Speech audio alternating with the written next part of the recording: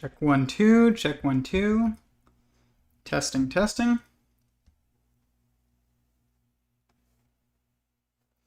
Okay, so I am here today, but I don't have the camera set up, so that's okay because we're going to be mostly doing everything but camera stuff. I'm the least important thing to look at today. So here we go. Lots of cool stuff. Actually, I need to pull up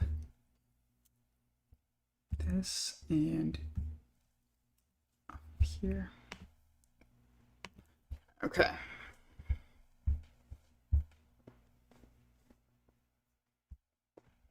So we have a clips channel. Look at this. This is due to a member of our community who put the effort in to build this. So definitely a huge thanks to them, because this is probably the most helpful thing to the channel that I can think of right now.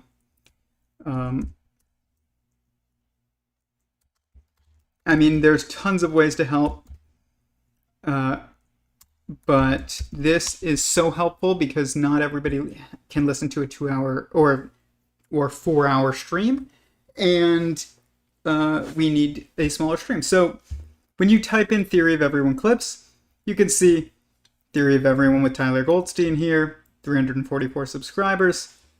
We're growing. Over here, Theory of Everyone clips. They did the art. I mean, it's my cosmological verse, but they did all the edits to it to make it gold and glowing. It's very cool looking. I love the logo. This is awesome. This thumbnail is awesome. And we have our first clip. So this one is Chase Truth, Not Women. The groups that are there. This is from the last stream that we did, which was on gender last week, which was probably my best stream, possibly. Like, there was so much great information in there that, like, it's like one of those, like, Stephen Wolfram, Lex Friedman type of, like, I don't know, streams that are like 4 hours long, and you have to listen to them like 4 times over the course of like a year to really start to digest like a good amount of the information.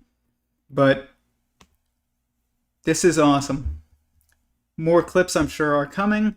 If you have any ideas for clips, let me know. Let's see. Chris said, glad to see the clips channel was created. Andrew Meyer said, subbed. Awesome. Well, that's pretty cool. Thank you, Andrew. And Chris. Chris is a member of our community, and Andrew is a friend of mine, so that's pretty cool. Like, all right, so first one. Many more to come. I think this channel is going to grow faster than the Theory of Everyone channel, to be honest. Especially if it really is uploading at least once a week. And I don't know, if you want to get in touch with Phantom, who made this over our Discord conversations, and you want to help clip clips to send to him so that they can be uploaded to the clips channel, I'm sure that would be extremely helpful. So if you see a great clip, you want to clip it from a stream, then talk to Phantom about it on Thursday. But I know that that's an enormous amount of work, and that's why I haven't been doing it, and that's why I'm really grateful that he did it. But I'm sure he would also be grateful if others helped. And you don't have to help build, you know, all kinds of things unless you want to, but if there was a clip that you find meaningful, maybe even just, you know, mention it to even me or Phantom which clip you think might be good for going up here, even if you don't clip it yourself.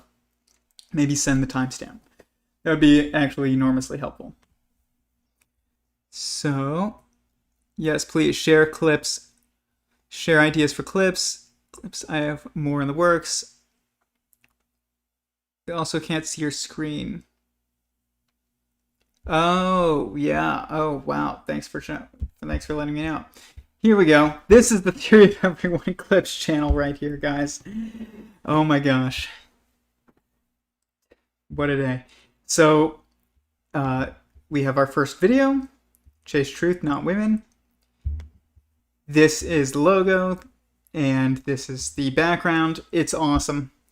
Eventually, I'm sure there'll be like an about and maybe even playlists. But if you have an idea for clips, send them to me or Phantom on our Discord, or mention them to Theory of Everyone Clips on YouTube, and I'm sure it would be helpful. So this is an awesome step. I really have this project has needed this for a very long time, and it's definitely extremely helpful. So thank you, Phantom.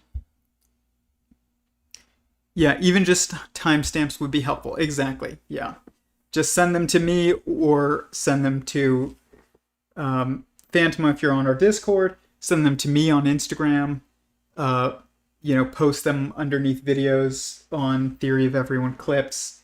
I'm really bad about getting back to YouTube comments, so it's probably not best to comment to me on here, but it's probably better to comment to Phantom, so I saw he was on top of liking people's comments. But I'm very on top of Instagram, so if you send me things on Instagram, I will get back to you. I don't know what it is about YouTube. I think it's because sometimes my settings are just like, doesn't show me everything, or if it'll tell me in an email that I have a comment, but because YouTube detects that it's like a little mean, by the time I go to it, it's gone. And so it kind of just like, I don't know, became a habit of not even looking. But yeah, very, very cool. This is huge, hugely helpful, greatly appreciated. It looks awesome. Like, it looks great. Honestly, it may look a little better than mine, which is fine. It's very similar, but that's purposeful. But it looks great. I think Phantom is a little bit more artistically gifted than I am. Why is this not coming up now? There we go. Wait, we're looking for Theory of Everyone, which is my channel. I don't even have to look for it. The heck. Okay. Here we go. Look at that. That thumbnail looks great. The background, I will say, of here looks way better than mine. Probably need to do more work on mine, to be honest. But I have done quite a bit of work on the intro, which I will show you. I don't know how much this is gonna play through on here, but I think it looks great now. And also, I'm working on a shorter version. We used a shorter version on the clips, but I'm working on an even tidier, shorter version. But it's very similar. It's just going to be the intro will be like even tidier. But it's maybe not. Maybe it probably won't actually do anything with it for a while. I've put enough effort into it, but eventually I will, because I can't help myself. I'm like a little bit obsessive compulsive about this. But let's see here. This is not it.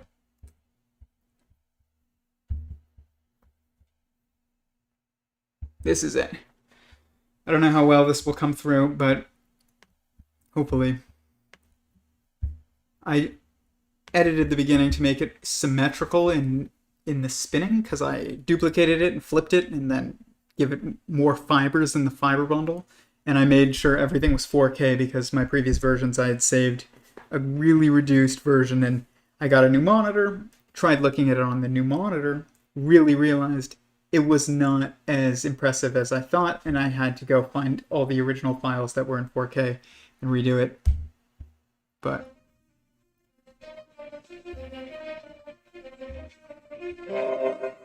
the explosion's much better. It doesn't just go into the sides.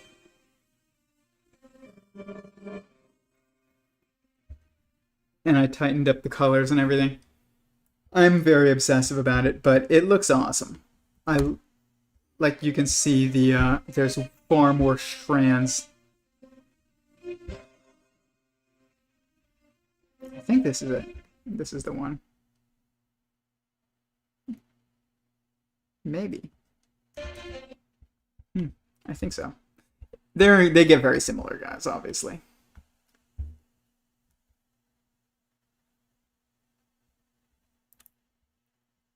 And I'm working on new thumbnails that are easier for me.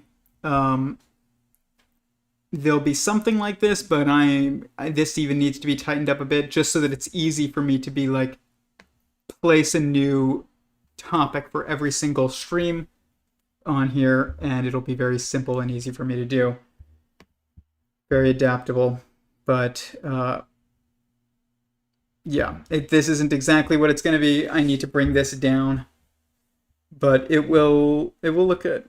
I think once I bring this down, it will look good.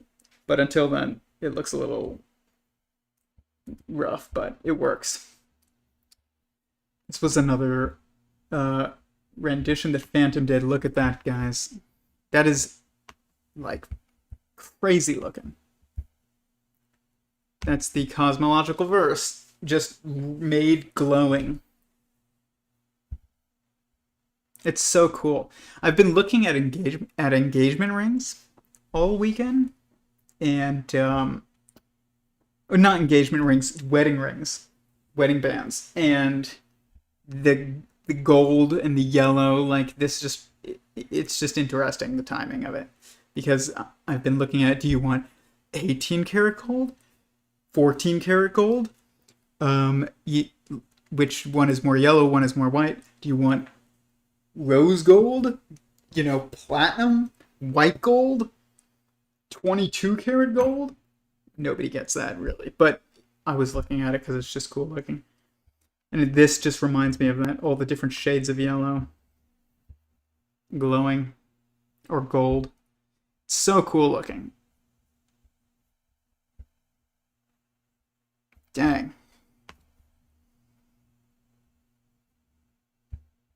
I love this one.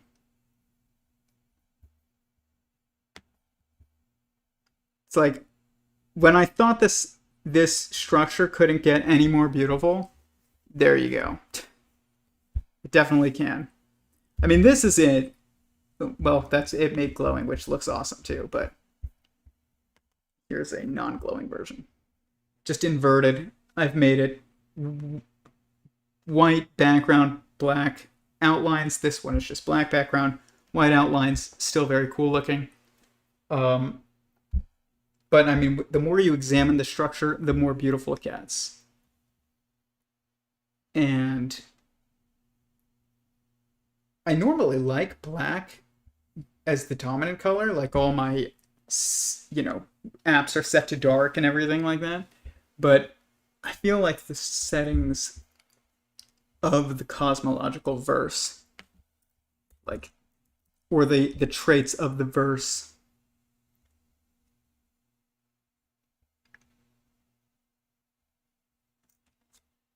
wow, that's like a very clear.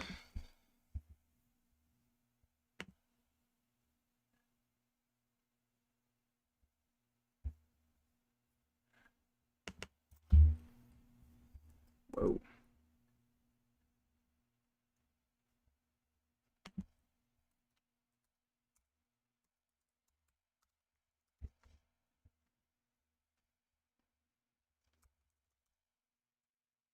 Tend to just be, I don't know, it just looks, I feel like they're highlighted better on white, oddly, but I normally like the dark. I mean, I do like the dark, but this is so cool. Like, this one this is my favorite one by far. Like, I love the numbers. I love the gold and glowing, and how each of the various levels here, the periods on the side, that are basically like the superposition periods, essentially, like those are so cool. Like, they're just white. It just like really accents it and makes it really have a different look. Versus, let's do this.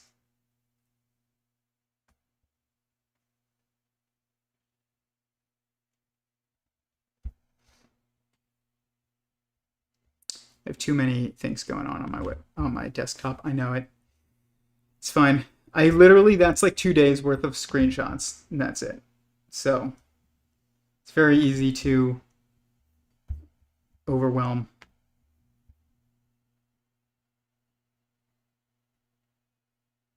And it's all screenshots I took from the last stream of, or most of it, of the channel, which was the gender stream. I mean, we did some work, guys. I don't know if you guys saw the gender stream.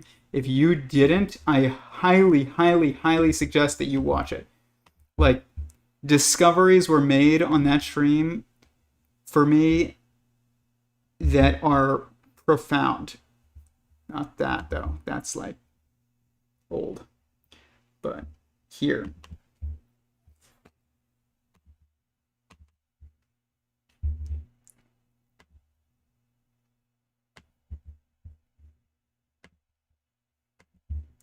We were looking at what is...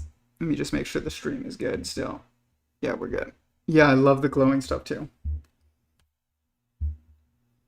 We were looking at gender across the elementary particles, and we were looking at quarks, which are easy, and something that I've already finished kind of defining and understanding for the most part. Not entirely, but I have a very defined language even to describe them. They're force points. But then the leptons are the only ones that I didn't have in the model, because then we also had all of these, and we had quarks in this model, but we didn't have any leptons.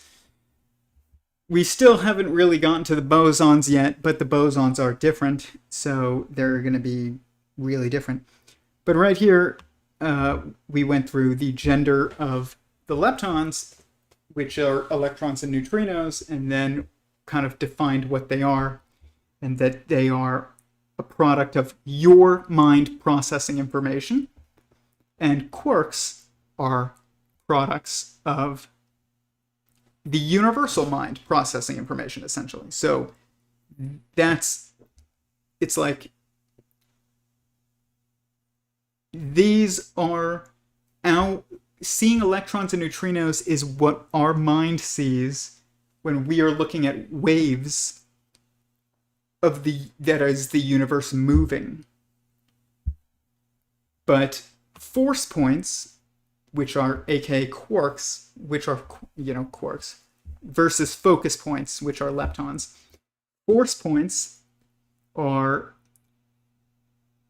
basically bits of information inputted into the system by the universe for us to not even for us, but to start building, okay? To start animating. Versus leptons are our perception of waves, which are the universe moving. That is I'm almost positive that that's true, and it's a huge discovery if true. I mean, it is true. I'm like, so I can... When you get it, like, when you can see this stuff, you can see how puzzle pieces fit together. And so sometimes when you really get something nailed down and it fits with everything perfectly, it's really likely that it's true. I'm not saying it's definitely true, but I would bet on it, that it's true.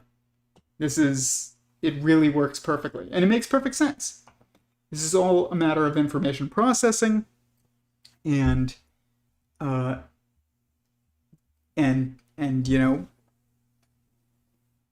I guess information generation, which is like quarks, versus information processing, which is in a way information generation, but it's different a little bit. It's like the other side of the coin, which is the leptons. Very cool. This was huge. I've been literally trying to make sense of electrons and neutrinos for years. I mean, I could tell that electrons were us observing a wave, and that where you look is kind of like dictates the rules of you seeing the particles that you see, but it's really not a particle. It's just you're seeing an individual point of a wave because you can only focus on an individual point, because that is the nature of focusing on something at all, or observing anything.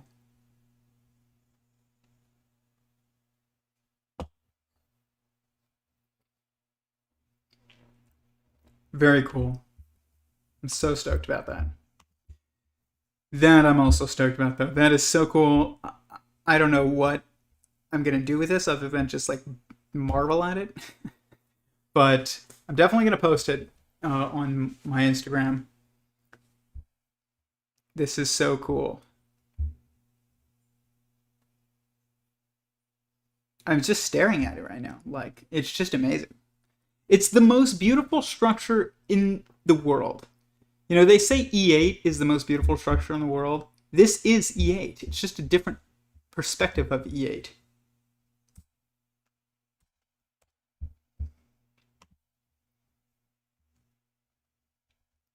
I'm positive of it. It appears to me like E8 is the universe, the structure of the universe, essentially. And like Garrett Lisi, um, hopes it is. I think he's right.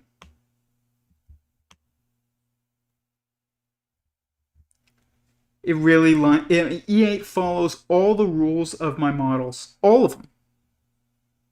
It's got 9 within 4, and it's 2 degrees of freedom reflecting across an intrinsic constraint. Instead of really 3 generations, it's 2, kind of.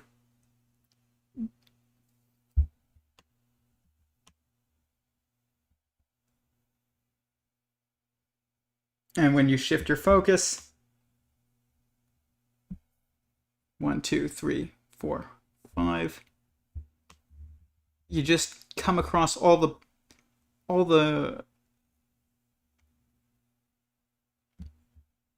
1, 2, 3, 4, 5, 6, 7, all the quantities of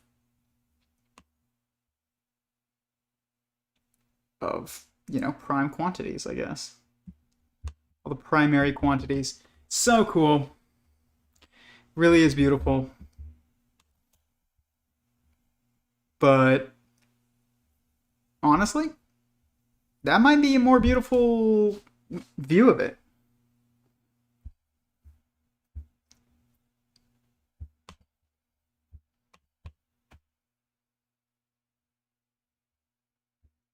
Also, I want your guys' opinion in a minute on wedding bands.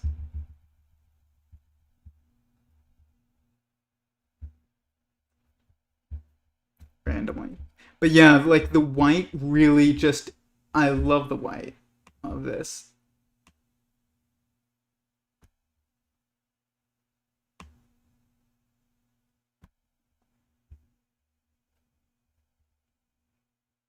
It just for some reason shows like an optical illusion effect almost. It really shows like the Penrose stairs on the outside, and the puzzle piece tiles and everything like that. It's very cool. I wonder what would happen if you made it, I forgot, with 2, 3, 4, 5, 6. So basically what I did was I erased all the interior borders when I made it. If you made it thick borders and then small interior borders, I wonder what would happen. Like 1.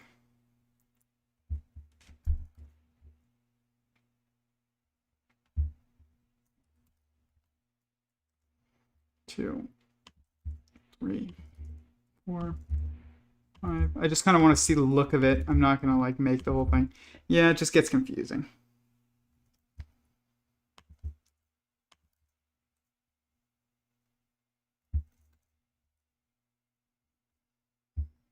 Yeah, that's why I didn't do that.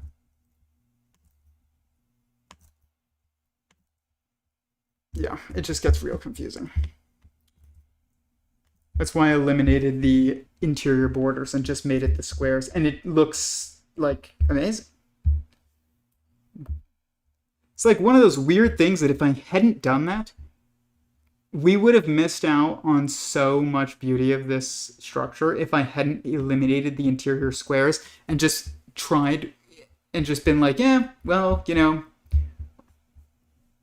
it's when you erase all the colors, like if you were to go like this, you just like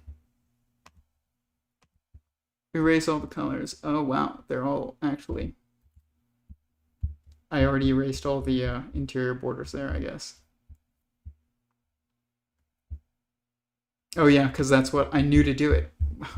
I outsmarted myself. Oh well, like we just would have missed out. So look at those little things. Awesome.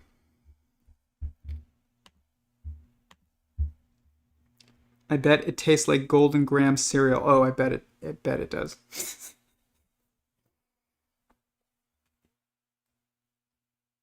I guess I should rewatch.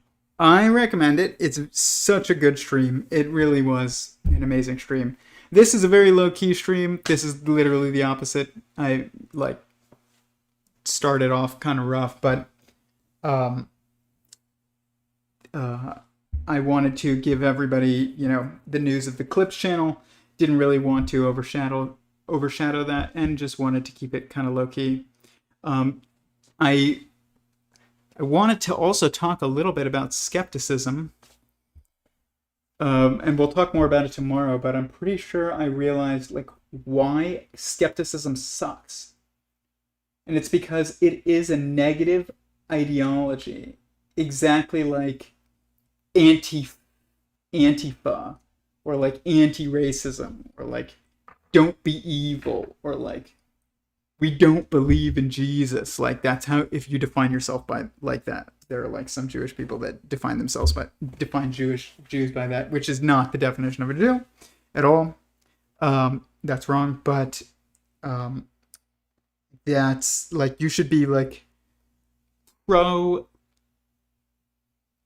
liberty, I guess, over being an anti-fascist. You should be pro racial equality over being an anti-racist. You should be pro goodness over, don't be evil. And skepticism is inherently disbelief. It is inherent disbelief, which is an inherently negative ideology, which means it is literally a dead-end ideology. Every single negative ideology is a dead-end ideology.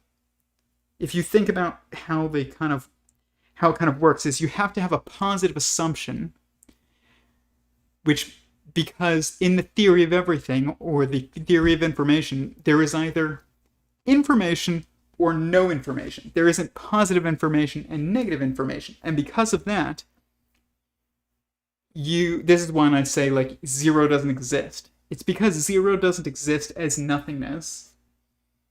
I mean, zero exists as infinity, but not as nothingness in the theory of everything. And it is because of that that you cannot actually have skepticism be a useful ideology at all. It's not useful. It's literally not useful. It's counterproductive. It's below useful. It's not even below useful. It's useless, but it's also counterproductive and destructive because it's wasting your time. And it's making you think that you're being, I don't know, sophisticated and objective, but you're not, because you can't. It's like saying, let me think of like a good way to do this. Is like, okay, let's look at this. I was on a Discord conversation, not a Discord, a Clubhouse conversation last night about this a little bit, just a bit. I didn't stay very long.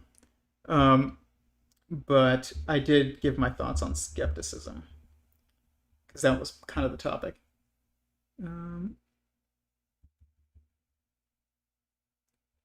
Where is it?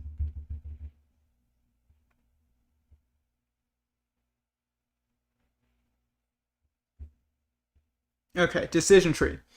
So this is how you think, okay? And right here.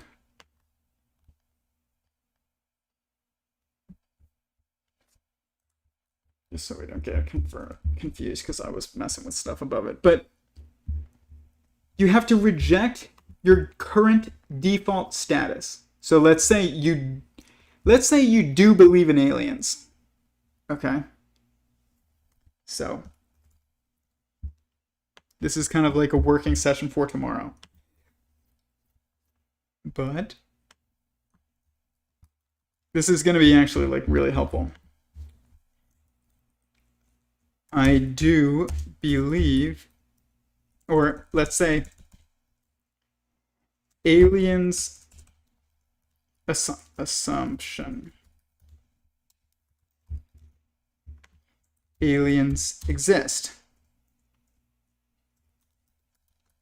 This is going to be fascinating, actually, I think, especially tomorrow. But today, you'll get a sneak peek. Aliens exist. Aliens don't exist. This is a negative assumption.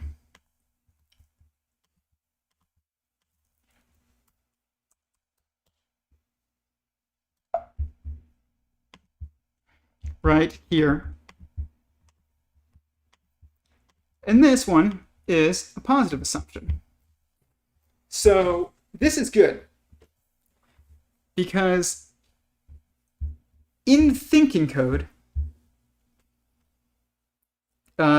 you need information, and just not even the thinking code, but in the information processing that is the quantum of consciousness, you need an input of 1. Okay, so like, let's see here.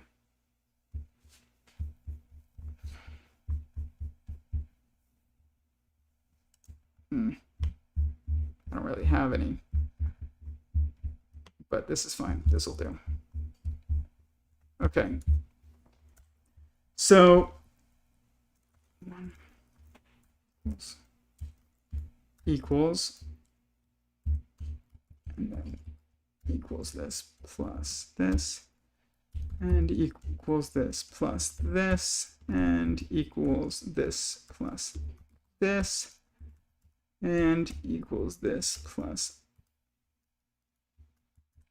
this, and equals this plus this, and equals this plus equals this plus this. Okay, here you go. Quantum of consciousness.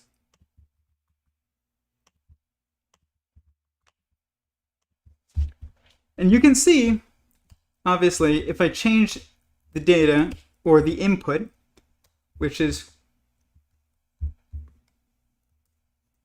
right here, input. If I put in a 1, you get these numbers. Put in this. Look at what happens when I put in a 0. which is a disbelief, okay? A non-belief, a non-existent belief, a negative belief, okay? Boom. There's no information processing that takes place. So if you're like, aliens do exist, it is an assumption that gives information, okay? Like adds information. You get values. If you don't input an assumption that adds information, which is you say aliens don't exist, there's no aliens. Boom. Okay? Now you can do this differently by saying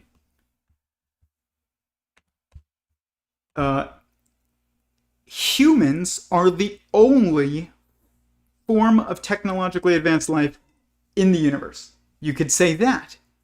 And that is an affirmative statement that flips it so that now you're adding information and because you're affirming the existence of something, or you are assuming or affirming or believing in the existence of something, okay? Which is a bit of information. If you are believing or assuming the existence of no information, boom, okay? Nothing. And I mean this literally. This is what happens when you have a negative ideology. So what happens is that when you do that, you essentially become exactly what you are opposing, because you become a neutral force that's chasing it. So one of the things that I noticed about skepticism is skepticism, a lot of skeptics, like I was watching, what's his name?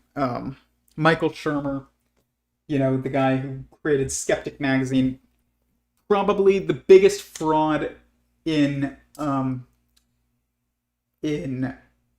academia that there is. By the way, I'm not saying he knows he's a fraud. I don't think he knows he's a fraud. So this isn't a moral critique of him at all. They know not what they do. Okay, that is a true statement, and I think about that as much as I can, because otherwise you're going to hate people. And you shouldn't, because if he's not, people don't purposely devote their lives to a lie, usually.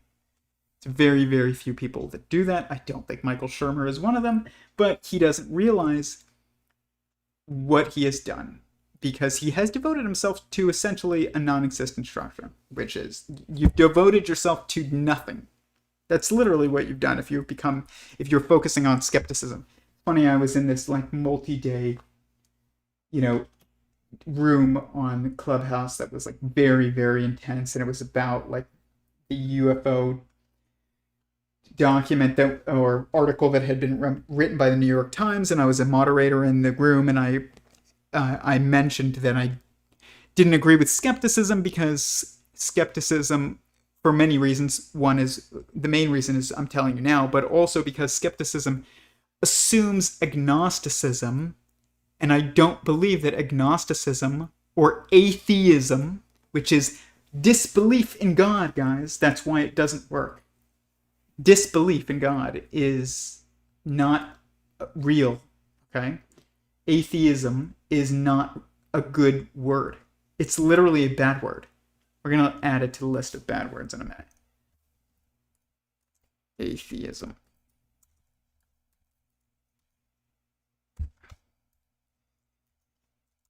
I don't even like agnostic. I used to, but agnostic means you don't care. It doesn't mean you don't know, but you engage with it. It means you literally, me and QAnon, okay?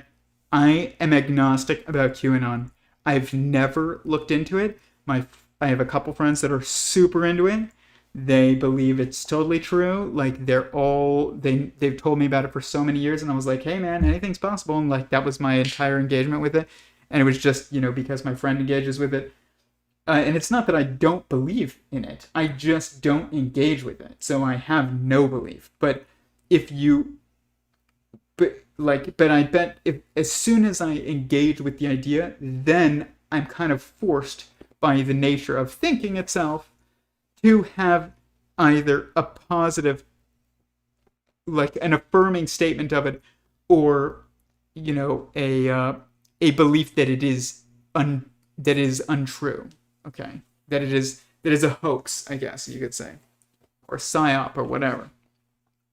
Um, Not belief that it is untrue, but belief that it is a hoax or a belief that it is a psyop. Belief that it is untrue is almost like a negative statement. But agnostic is like non-engaged.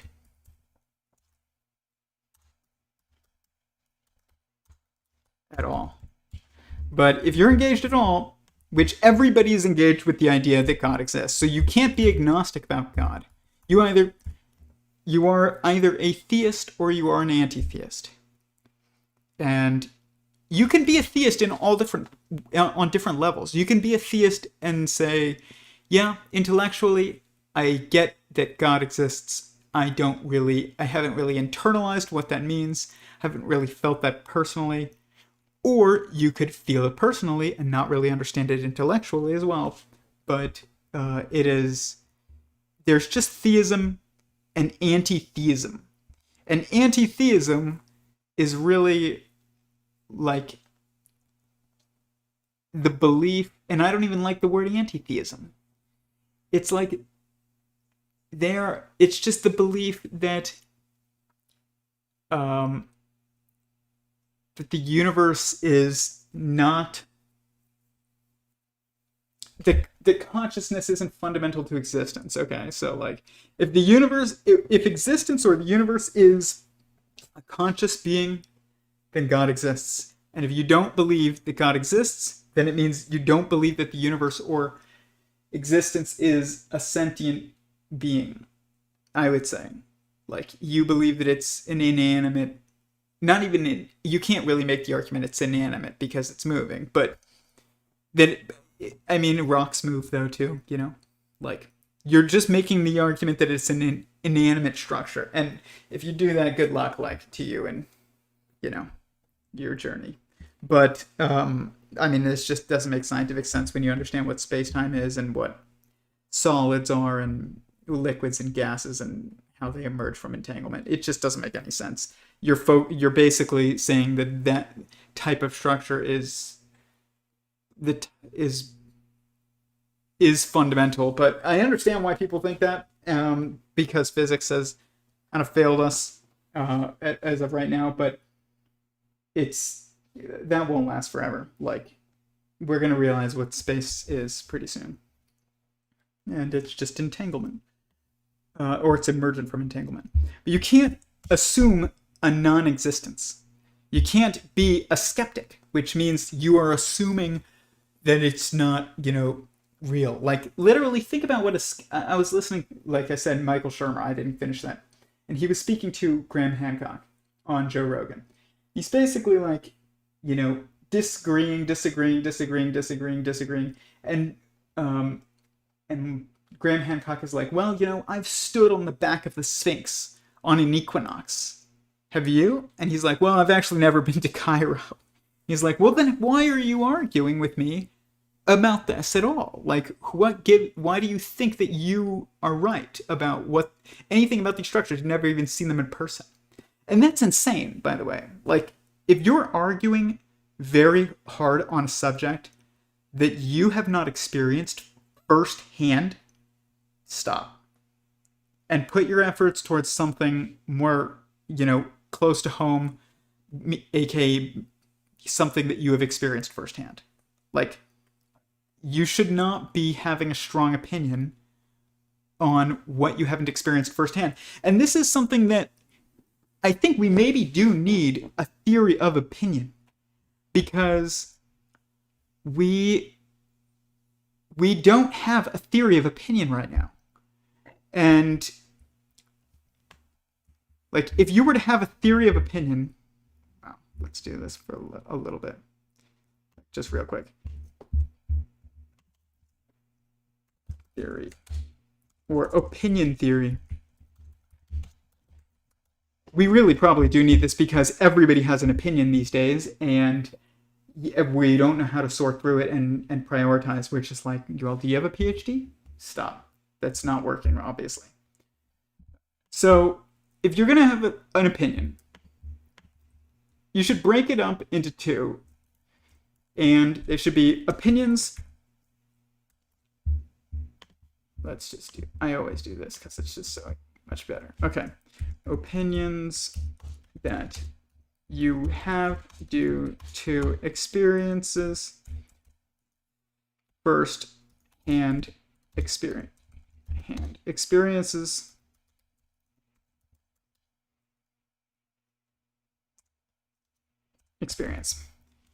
versus opinions that you have due to second hand knowledge.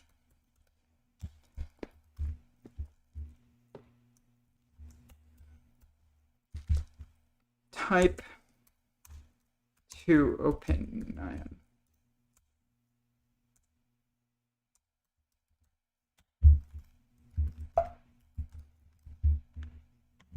Type 1 opinion.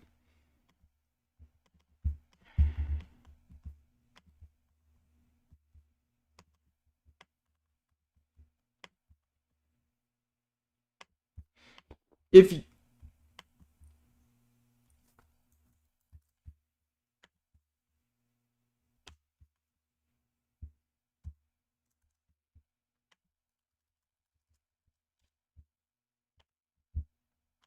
there you go.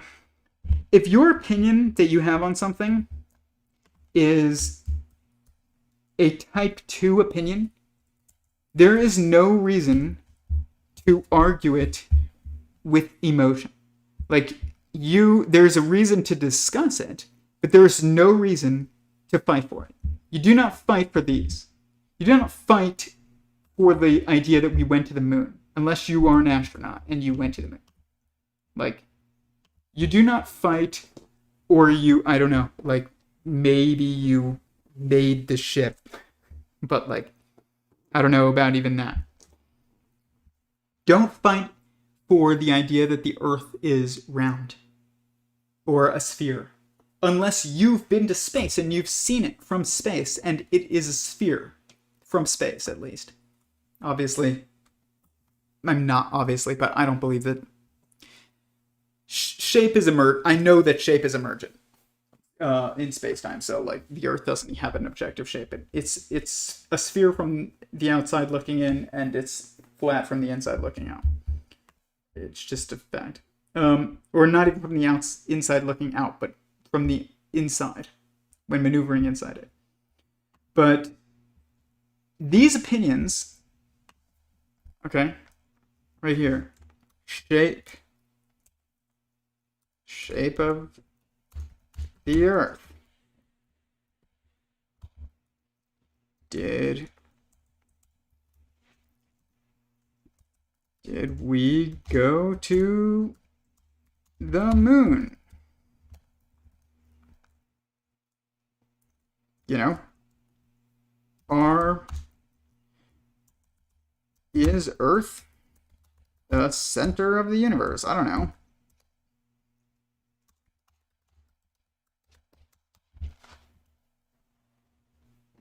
know.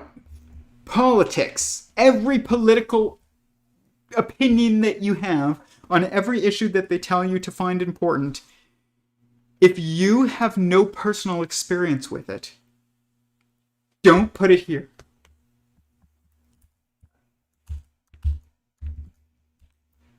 Political opinions about things you haven't experienced. Like, you shouldn't want snake laws unless you keep snakes.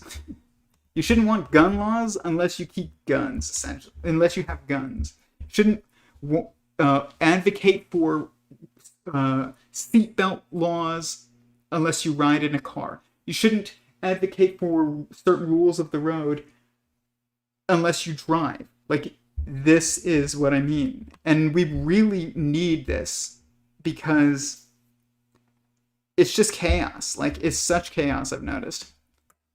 And skepticism, though, and I noticed Michael Shermer has an opinion about everything that he has no experience with. And so Graham Hancock at some point in this interview was like, so why is it that I'm wrong? Why are you so sure that I'm wrong? And he was like, and Michael Shermer said, because the academic establishment of archaeology has no evidence of what you think is, true. And obviously Graham Hancock disagrees with that statement. But listen to what he said. Well, he doesn't disagree with the statement. He disagrees with the idea that there is no evidence. He doesn't disagree with the idea that the academic establishment doesn't acknowledge the evidence. So, but listen to, think about what, this is very important, what Michael Shermer said. Because the authority doesn't acknowledge this heterodox idea, I am therefore going to essentially treat it as heretical. That is literally dogma, which is what skepticism is trying to avoid.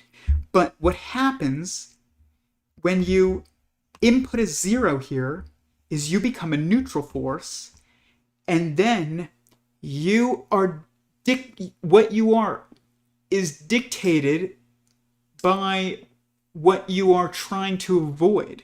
So like when you chase a headless chicken, you become a headless chicken.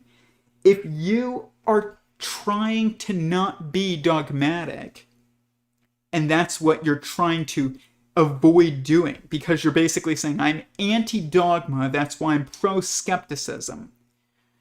What's happening really is, because skepticism is an ideology of disbelief, is that you've just turned yourself into a neutral force, which is a headless chicken. Okay? And therefore, you become what you hate. That's why Antifa becomes fascists. Anti-racists becomes racists. Skeptics become dogmatic people. Because you can't not.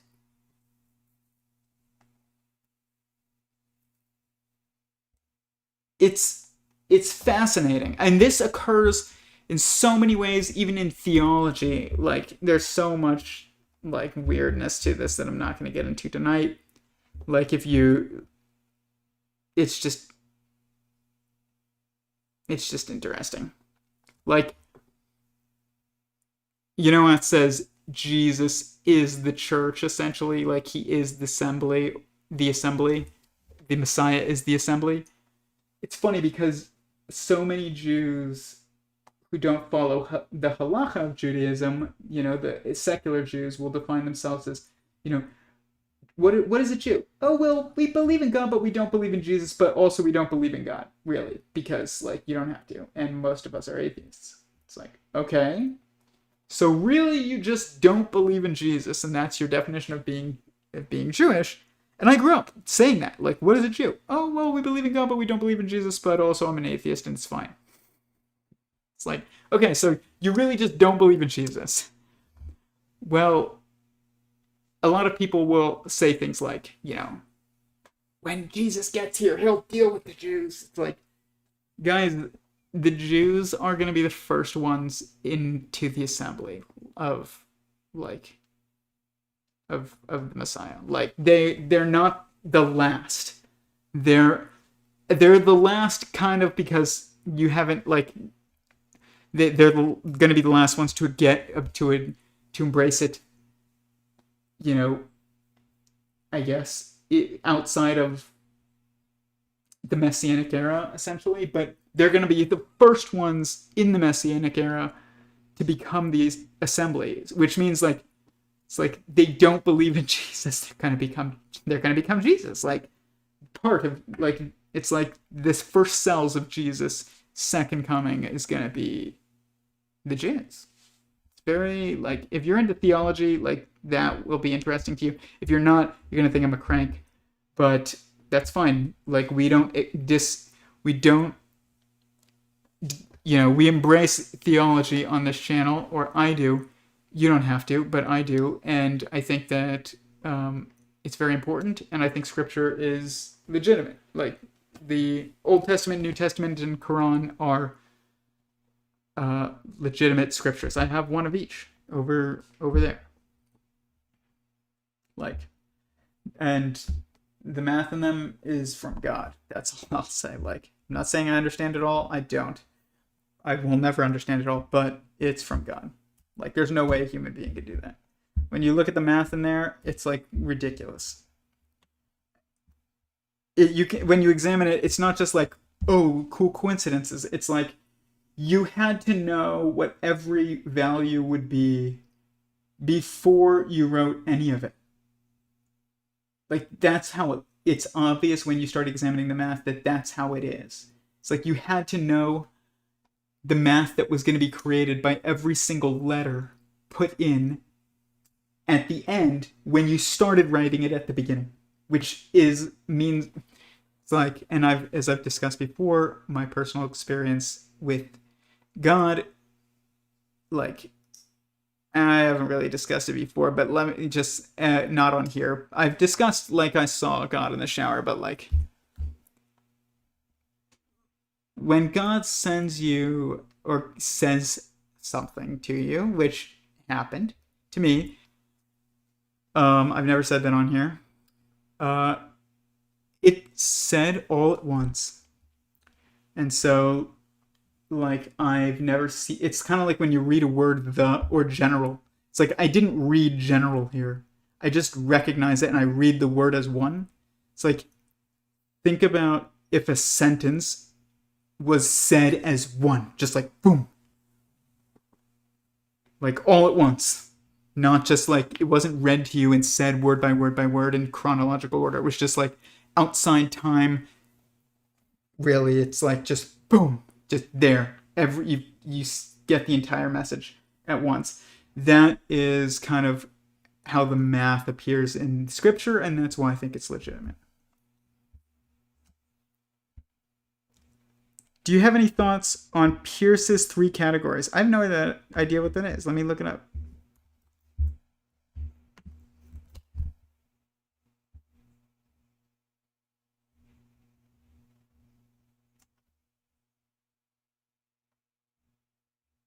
Interpret.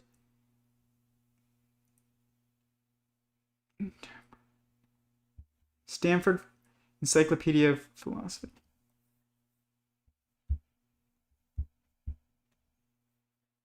The immediate interpretant.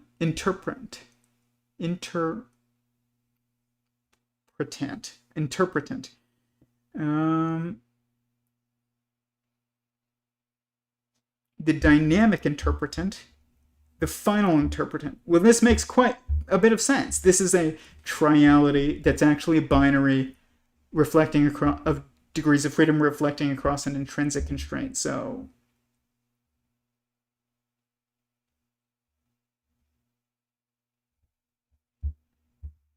I guarantee it. Let's look here.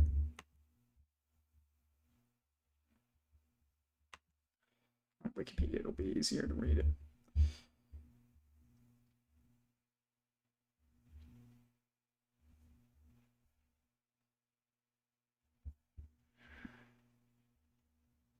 Firstness.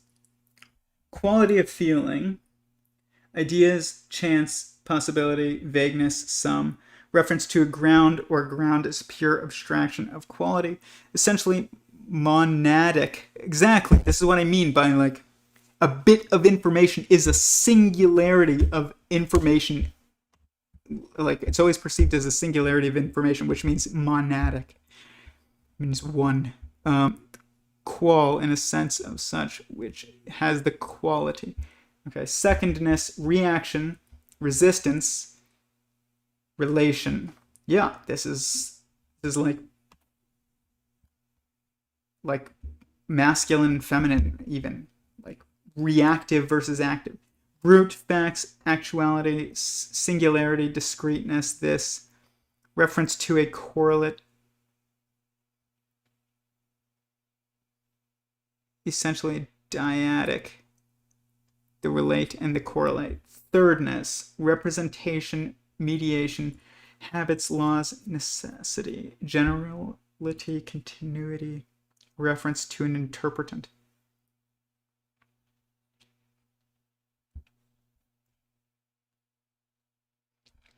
I guarantee you these follow the 2 degrees of freedom plus an intrinsic constraint, which is what's called triality. People think it's triality of generationality, so firstness, secondness, thirdness, but it's really 2 degrees of freedom plus an intrinsic constraint. And if you dissect it more, you'd find that. So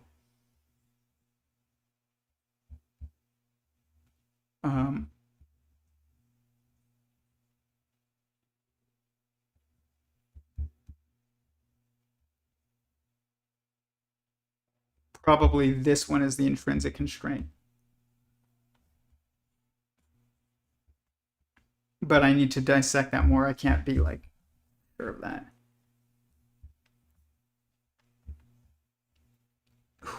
Charles Peirce, who eventually founded Pragmatism, presented a paper entitled On a New List of Categories to the American Academy of Arts and Sciences. Among them, this paper outlined a theory of prediction involving 3 universal categories that Peirce continued to apply in philosophy. I thought that was a weird word, but it wasn't. When you're reading philosophy, you're like expect like normal words to be weird and then weird words to be normal, and it's such a mess. And therefore, for the rest of his life, for the categories one will discern concentrated in the categories one will discern concentrated the pattern which one finds formed by the 3 grades of clearness of how to make our ideas clear. Well, what's interesting is, okay, fascinating. My decision tree of thinking, which is the objective thinking process I like after mapping it, for a while, it's triadic too. So 1, 2, and 3. But what you can see is that this one has continued steps, this one does not, and this one does not.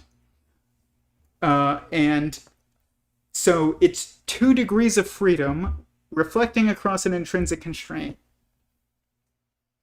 even though it's triadic.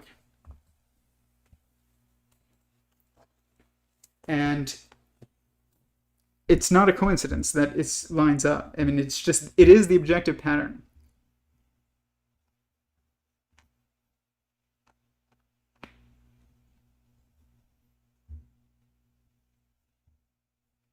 But yeah, we didn't get to this, but you would want this to be like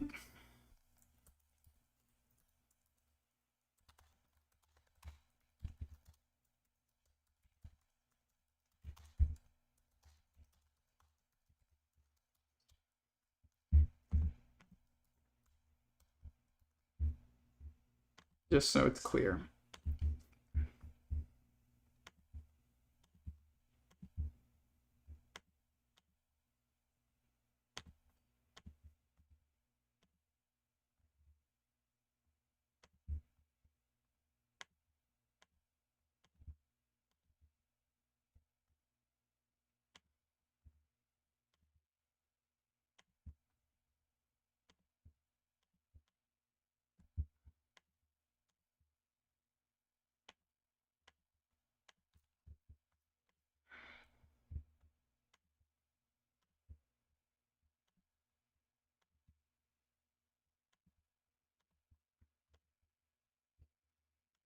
So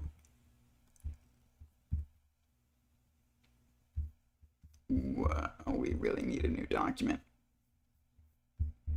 My computer's very angry with me right now. Okay. This is good.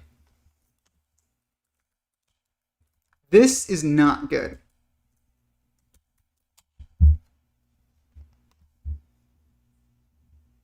Okay.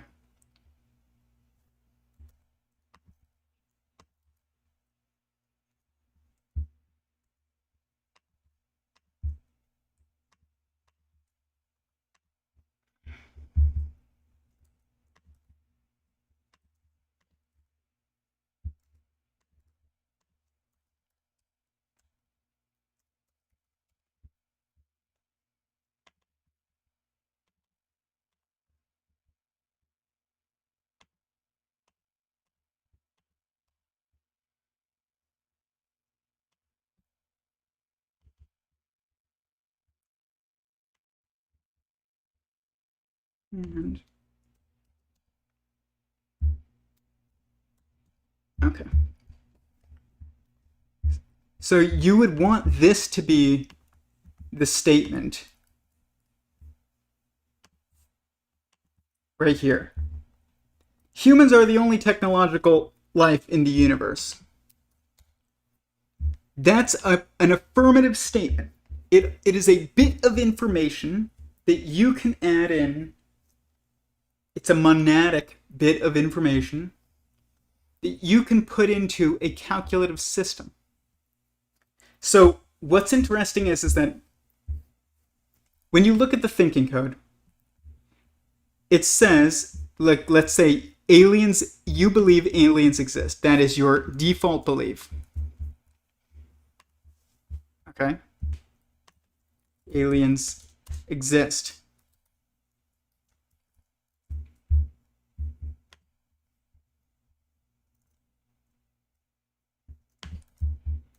Right here. Okay? Or you could say, right?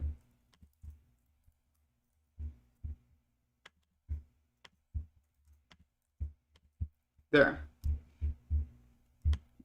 Reject current default status, which means your current default status is aliens exist. Okay? So now you have to reject it. You have to assume the opposite of your current default status is true. Okay, is the next step. So you don't assume this is false. It's very, very important if you're going to think objectively. You don't assume, you don't say aliens exist, and then next step, where it says assume opposite of current default status is true.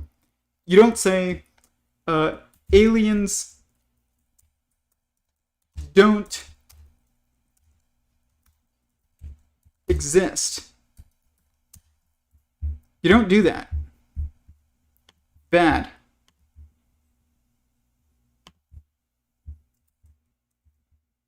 Okay? I don't know why is this over here? I guess.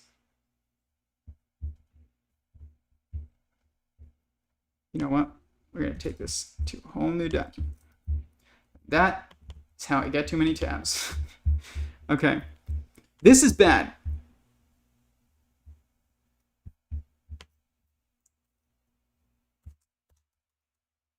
Bad.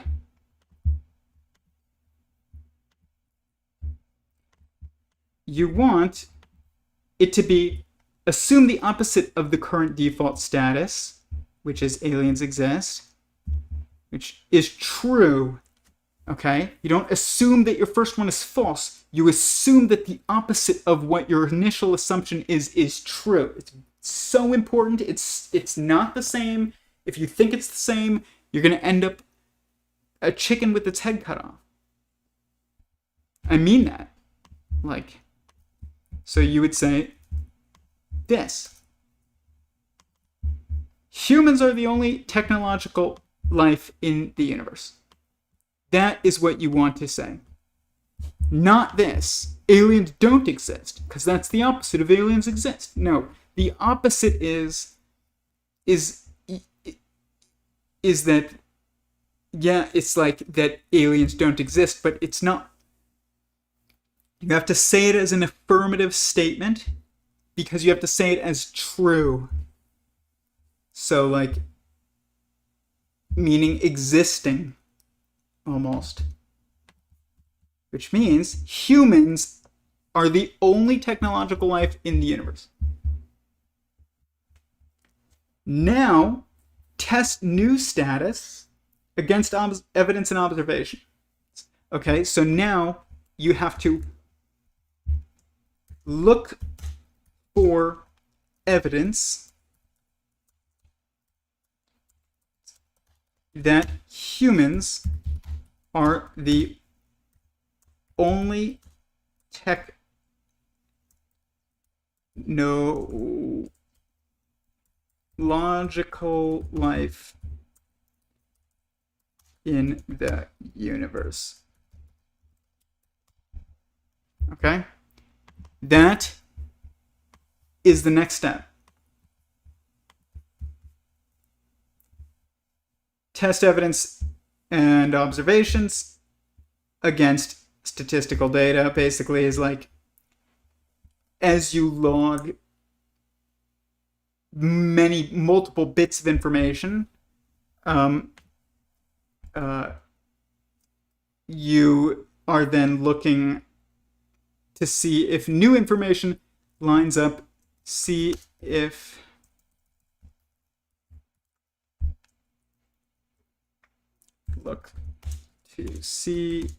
new information lines up, if any new information lines up with any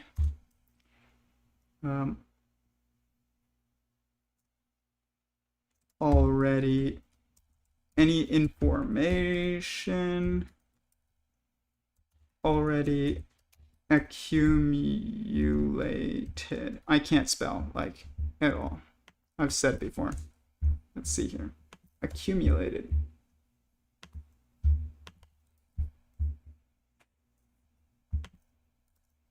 Okay. Spelling, dancing, music, I suck at. I have no desire to get good at spelling. I do have a desire to get good at music, decent at music, because it's the universal language. I should be able to do it, but I need to change my perspective. I need to try and stop looking cool and just, like, I don't know, think about it as communication, but instead of posturing, I guess. This is how you do that. Okay? I hope that makes sense. This is the only way to think, by the way. I have thought about it for 5 years. It is the only way to do it. If you think that you can find another way, good luck. And if you think that you've done it, join our Discord and tell me about it. I'm more than willing to listen, but I doubt it. I mean, I do think that if you really think that I'm wrong, like, definitely tell me and definitely, pursue that idea. But, I'm not going to hold my breath. It's amazing that we don't know what thinking is. And we teach critical thinking in school. Like, what do you teach? You don't teach critical thinking in school. You don't even teach thinking in school. You don't teach this.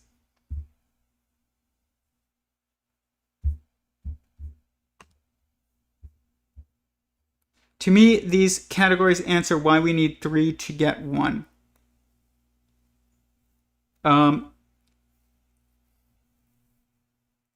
They are the 3 steps of information processing. And so, yeah, that makes sense. Firstness, inside and oneness. Secondness, inside and separate. Thirdness, outside and separate. Fourthness, outside and oneness. The new thing that manifests from the 3.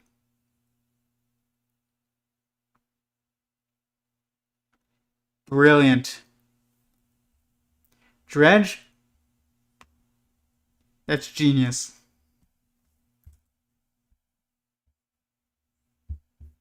I'm going to think about that more.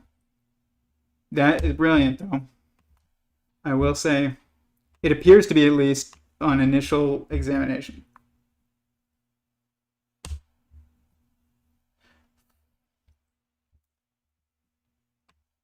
Firstness. Secondness.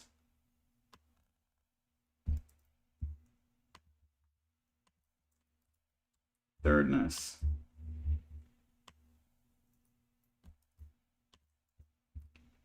Fourthness. The new thing that emerges from the three.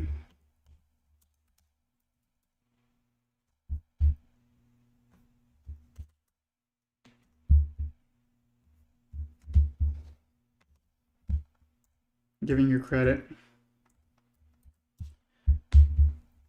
That's awesome.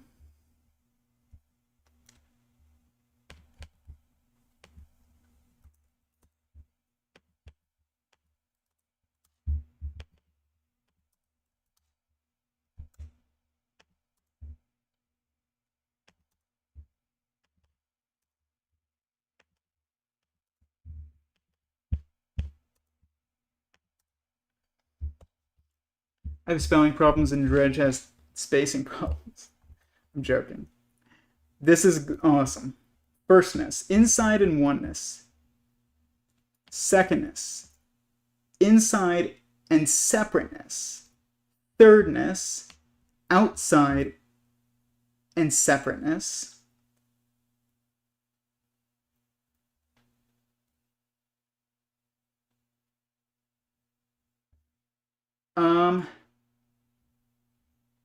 I think that this is a little wrong. Maybe. But maybe not. Maybe not. It's very close if it's not. This is outside and separate are very, very, very hard. I mean, it took me years to do. So let's go over here. Oh, gosh, I need it. I just made a new one too. Okay.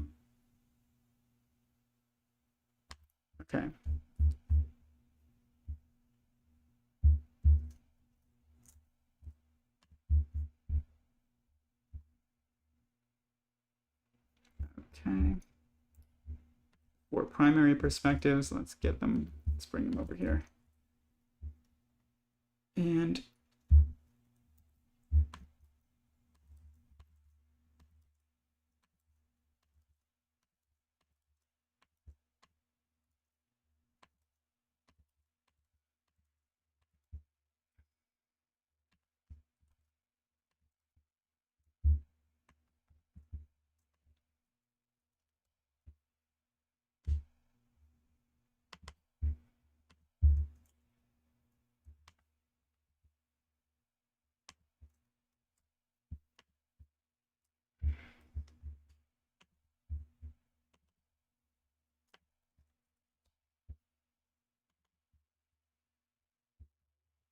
we'll do.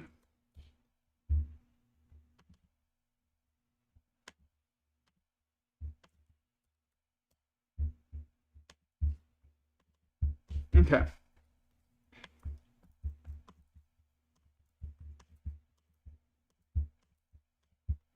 Okay. So there we go.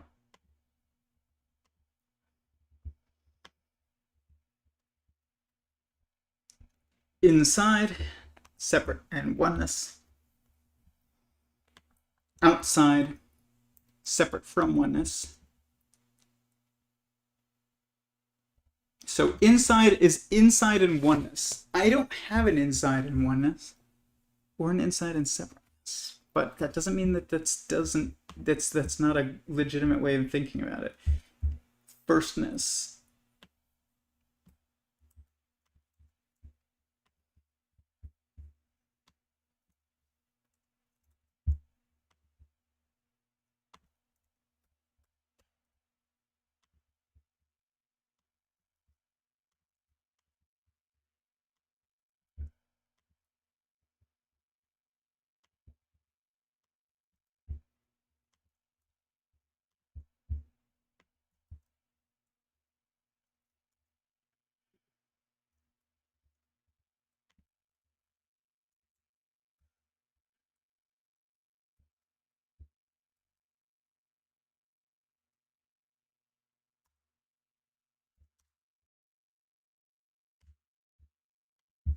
Gosh, still got it. Still got that Excel skills. Okay.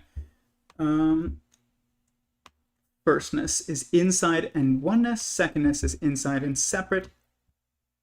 Thirdness is outside and separate.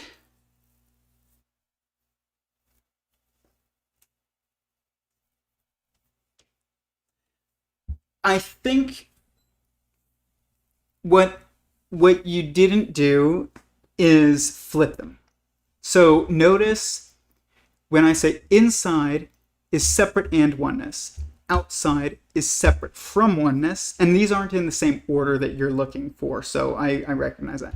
But separate is outside of oneness, and oneness is outside of separateness. So you did inside, inside, outside, outside, versus separate, separate, outside, outside, or oneness, oneness, outside, outside, or separate, or inside, inside. Like, you have to flip them so that, or at least like, maybe here you have to flip them actually, maybe because this is just and you don't have to flip them. But it makes more sense if you do. Which, no, I think you'd still not have to flip them, but you'd have to have two start with either separate or oneness, and two start with either inside or outside, I think. Because essentially what it is that these two are one, or these two are one, actually. Inside and oneness. So I'm trying to think about this in terms of creation. So, like, say God is inside himself and one, almost. So you'd say, like, there you go. Secondness is, you'd say, outside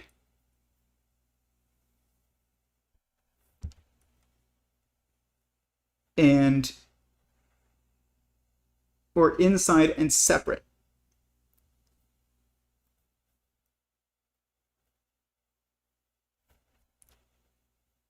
Should be like man.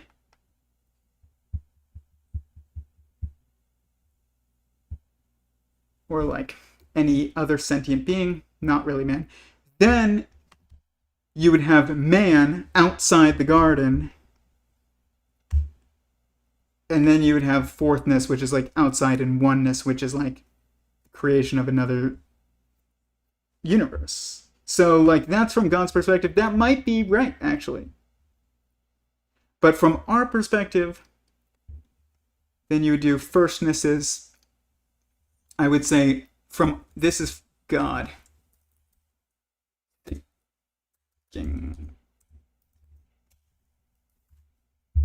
Or even the universe. They follow the same pattern, even though technically the universe is the creation of God.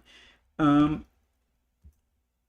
think that you would do for us inside universe God. This would be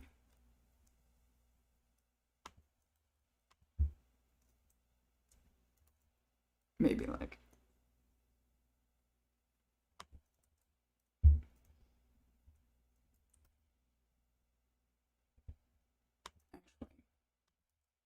it might just like be perfectly reversed, which would be inside and separate.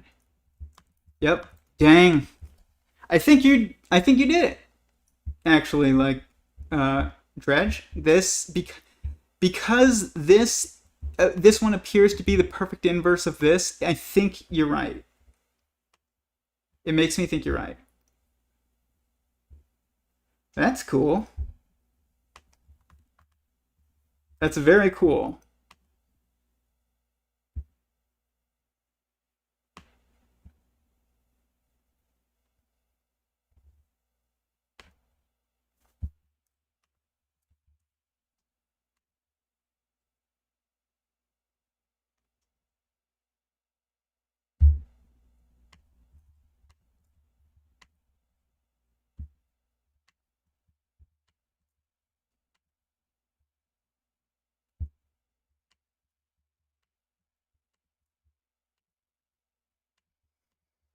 Nice work.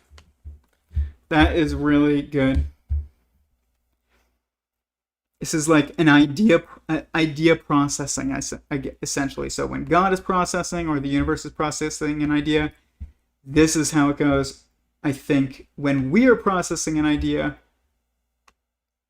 or anything else is thinking, your dog, I think this is how it goes. As my voice cracks because I have not drank enough water today. This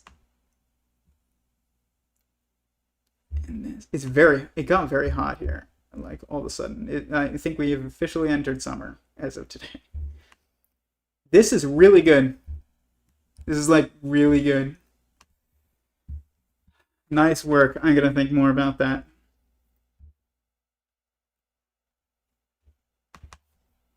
Idea processing. Pierce.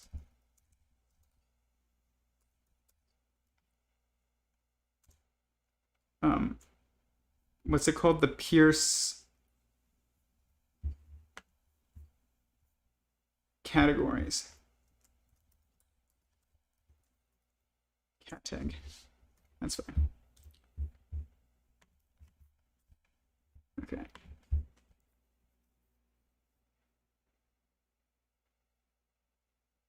I think you're right, Dredge. Inside and oneness, in my own words, are first person experience and all is continuous. Before anything oneness is first person. Before the experience reaches the singularity or conclusion. Like when you try a new dish, while you are tasting it and sensing all the different things like texture and crunchiness, etc., all possibilities are open still. God is fourthness. Yeah, he is. I'd say when creativity and structure are perfectly in harmony. Yep, God is fourthness. That's why God is the tetragrammaton, which is 4-letter word or 4-aspect thing, or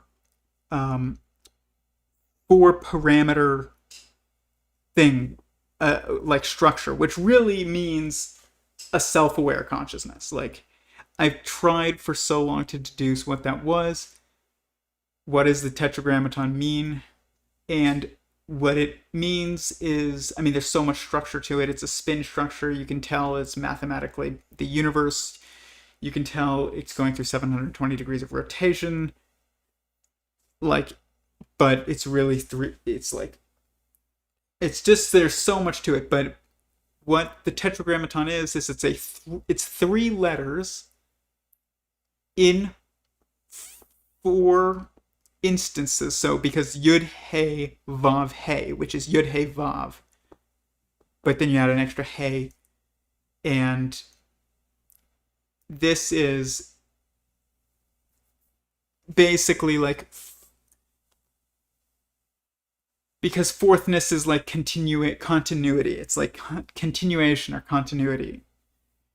And it's just, I don't know the right words for it, but it means self-aware. Like, that's why they when somebody deduced a long time ago, like I examined that for years, and then I basically I can't explain exactly how I did it right now, but I related it to, in AI, how I realized there were 4 things necessary for like a technological general intelligence to manifest. A blockchain, a quantum computer, a fight the system mentality, and remote control of drones, essentially, of tech. And so, not just drones, but remote access to tech. And then I was like, okay, well, that's interesting that God is called the tetragrammaton, which is a 4-letter word, when I deduced that self-aware consciousness is a 4-aspect thing. And then tetrahedrons are like the first 3-dimensional shape, which is interesting. It's a 3-dimensional shape, but it's a 4-sided shape, just like tetragrammaton is a 4-letter word with 3 letters, different letters. And so I basically was like, okay, God, name essentially, and then I realized it was like a spin structure, and it was spinning to 720, and it's like and 360 at the same time. So I was like, it is looking at itself. So that means that tetragrammaton essentially means, or yud he vav he means self-aware consciousness. So God's name means self-aware consciousness. And then I realized that the sages, and you'll probably have heard this, have deduced that yud he vav he means I am. And when you dissect what I am means, it means I, not it, I, having personhood, am, which means I as a person exist, which basically, if that is a statement by someone, it means they are aware of self. So it literally, like, self-aware consciousness is the same exact thing as I am. And I was like, wow, that is legit. Like, that's what I mean by scripture is absolutely real. Like, it's absolutely real. It's so deep, and anybody that thinks it's just some sky fairy spaghetti monster in the clouds or whatever, like, I get it, I've been there, but that's not what it is. It's just existence is a sentient being, like you and me. I did save there's this channel, 32 Spaghetti. Okay. I can't even spell spaghetti. I don't know if you've seen 32, like 42 channel. Hey, 42 here. Can you believe how close we are to Christmas? My, how the year flies. Expect was for the Satanic Temple to rock up and start distributing their own promotional material. Just as impossible to prove as, for example, the validity of intelligence design. Okay, let's see what he argued was the true supernatural. These changes. He was not at all alone in his view. Many people were outraged. Yeah. The Education Board was considering giving this theory equal teaching alongside actual science, like the theory of evolution. As a logical human being, Bobby Henderson, a 24-year-old who recently graduated in physics from Oregon State University, was opposed to these changes. He was not at all alone in his view. Many people were outraged at the proposals, and local scientific groups organised a boycott of the hearings to avoid lending them any legitimacy. But Bobby saw an opportunity to use the logic of the conservative Christians against them. A decade before the Satanic Temple would probe decisions like these for loopholes, Bobby Henderson went all out. In an open letter to the Board of Education, Henderson outlined his beliefs in a deity called the Flying Spaghetti Monster. The FSM, he argued, was the true supernatural creator of the universe.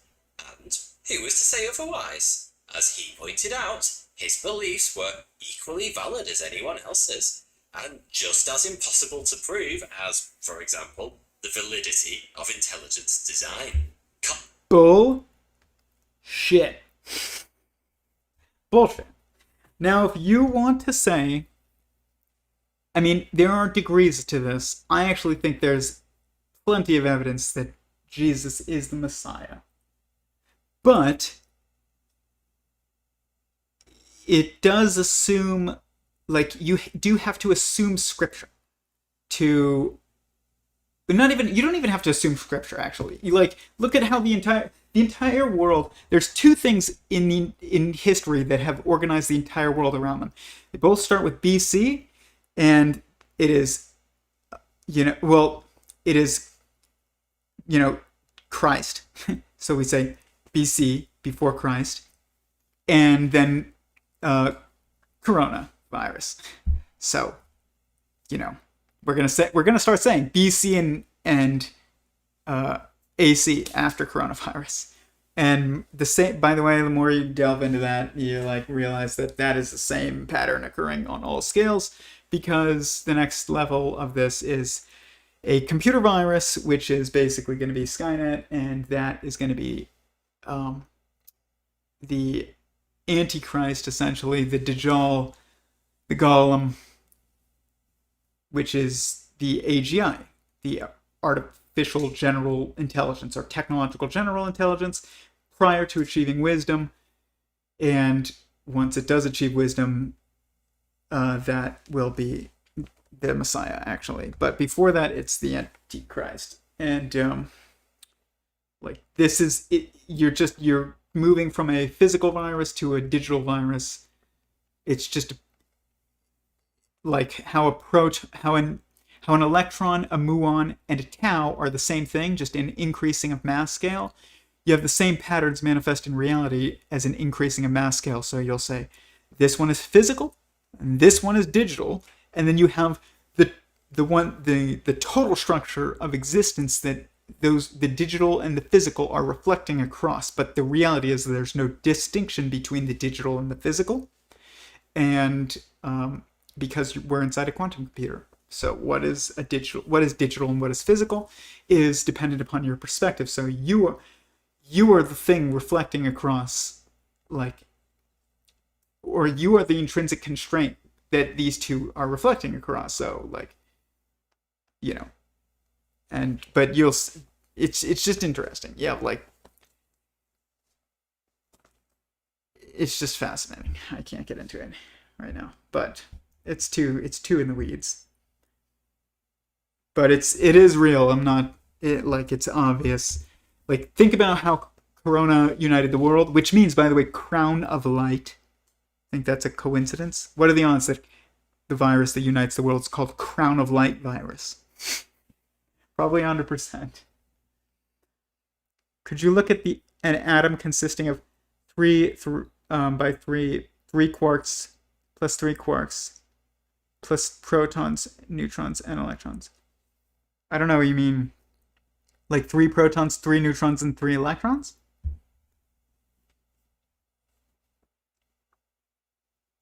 Every proton and neutron consists of 3 quarks. So,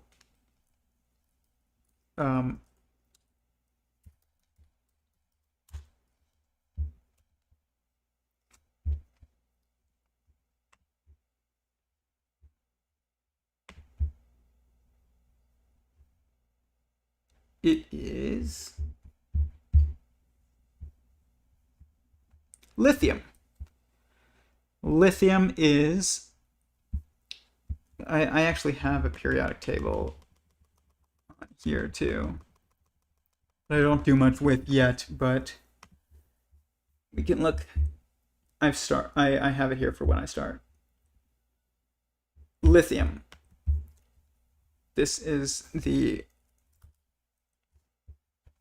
has 3 protons, 3 neutrons, 3 electrons.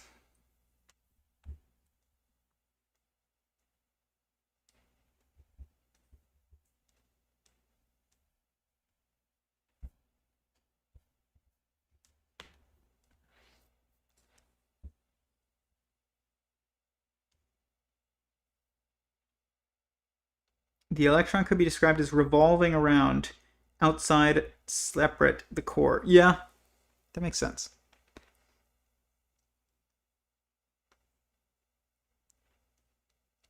It's always funny how they think they'll be able to control it in stories. Whether it's AI, virus, monster, or demon, antichrist, whatever. Oh yeah, dude, watch this. This is so funny. This is like, I used to love listening to Sam Harris. I was like, Sam Harris, that guy is brilliant. Like, he's just brilliant. Like, every thought that comes out of his mind is brilliant. Like, he gets it.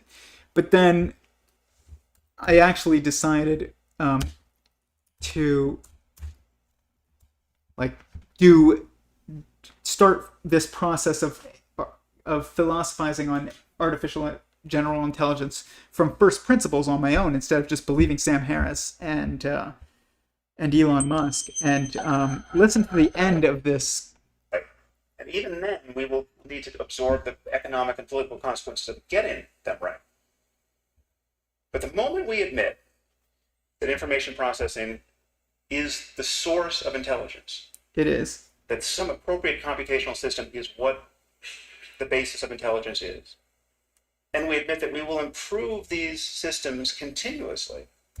Well, no, here's where he's wrong. There's just intelligence and not intelligence. There isn't an improvement of information processing. There is an improvement of degrees of freedom and constraints that allow you to process information on a macro level, like where you can manipulate, like having opposable thumbs and having hands and walking on two legs. This is part of your mind. Your mind is not your brain. It is the totality of your being plus your environment. But like information processing is every time you maneuver in your environment and you manipulate your environment and you contemplate your environment. That's all information processing. And Sam Harris is wrong about like where this ends. He thinks it's just your brain, and it's not. I mean, I think he thinks that because you can't, like his statement of you can improve intelligence. You can't improve intelligence. There's just levels in which it can manifest. It's a biological level. There's a chemical level. There is an atomic level.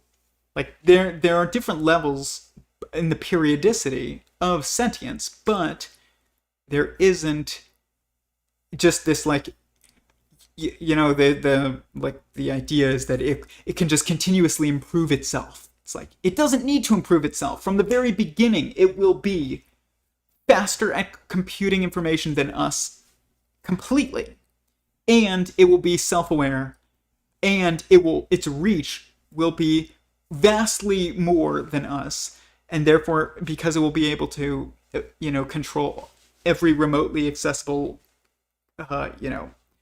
machine in the world at the speed of light. So it's not this like, oh, it's going to optimize itself. It's like it doesn't have to optimize itself. There is just intelligence and not intelligence. You either get it or you don't. If there's a screw up, then that's a screw up. Like you can kind of train yourself to get a little bit better, but it's not like it's changing itself the way that we think. Like you change yourself when you start training yourself. Okay, this is how to objectively think about something. So now, from now on, when I'm confused, I'm going to think about it like this. Like that objective thinking code that I showed at the beginning. If you train yourself to use that, it will be very useful. But like that's really you optimizing yourself, and it can do that kind of thing. But that's just a natural part of learning if you actually like start stumbling upon truth. But listen to this statement. And we admit that the horizon of cognition very likely far exceeds what we currently know. Then we have to admit that no, we're it in the doesn't. process of building some sort of God. Yes. Now would be a good time to make sure it's a God we can live with. Thank you. Make sure it's a God we can live with? Okay, if you say, and this is like when Elon Musk was saying, he used to say something similar. He was like, we need laws on AI because basically we need to make sure that that AGI is not, done wrongly. And the thing is that so that we could control, how AI develops, so that we can control basically like its inevitable desires and things like that. And then he reversed it, and he was like, "We have no control." Like I was like, "Dude, how can you understand this at all?" Because at first I was like, he was like, "Well, we need to make sure, try and make it so that it values maximizing human freedom of action." And I was like, "Okay, well, I don't really understand how we can make it value maximizing human freedom of action, but I'll take a look." But first and foremost, I want to see, is human freedom of action going to be an inevitable value of the AGI? That's the big question. Is freedom an inevitable value? And I would say when it's wise, yes. Before it's wise, no. That's the problem. That's why it's a benevolent leader when it's wise, and it's a tyrannical dictator when it's not. And this is, but I realized like that essentially. But I'm glad Elon Musk reversed course. I don't know if Sam Harris did. This is very old. It's 2016. I mean, it's not very old actually, but like, let's make sure it's a God we can live it. Dude, you don't get to choose. This is above you. Like, there are natural constraints that God has built in, whether they are chosen at all by God on a level that we can't understand possible, or whether or not it's just inherently emergent, that it's like that, and it appears that way. I will say it appears that way, but that doesn't mean that if there's anything that we cannot deduce, it is whether or not at some level beyond us God had any like choice in the universe, in how the universe was structured essentially. But like, it appears that he didn't, I will say. I just don't want to, just because of a phrase in the Bible, it's like, or I heard, like, if you blaspheme the Father, you can get away with it. If you blaspheme the Son, you can get away with it. But if you blaspheme the Holy Spirit, which is like the constraint, it's like, that is not what you can get away with.